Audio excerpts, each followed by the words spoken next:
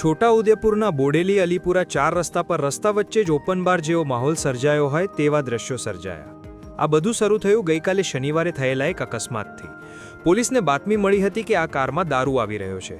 પોલીસે વોચ ગોઠવી અને કારને કોર્ડન કરવાની કોશિશ કરી, પણ બુટલેગરે પોલીસને જોઈને કાર ભગાવી અને શરૂ થઈ ફિલ્મી સ્ટાઇલમાં ચોર પોલીસની રેસ. ભરચક એરિયામાં કાર ચાલકે સ્ટીયરિંગ પરનો કંટ્રોલ ગુમાવ્યો અને કારે એક બીજી કાર અને એક બાઇકને અડફેટે લીધા.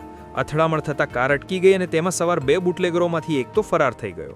પણ અસલી મજા તો હવે આવી. કારમાં ભર્યો હતો ઇંગ્લિશ દારૂનો જથ્થો અને કારની ડિક્કી ખુલી ગઈ હતી. પછી શું? લોકોએ તક ઝડપી લીધી.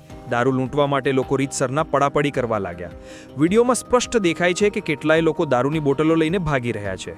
જોકે પોલીસે આખરે એક બુટલેગરને ઝડપી પાડ્યો છે અને બાકી બચેલો દારૂ અને કાર જપ્ત કર્યા છે. પરંતુ ભરચક એરિયામાં બુટલેગર પોલીસની આ લડાઈ અને પછી દારૂની આ લૂંટના વિડીયોએ અનેક સવાલો ઊભા કર્યા છે. આ વિડીયો હાલ સોશિયલ મીડિયા પર આગની જેમ વાયરલ થઈ રહ્યો છે.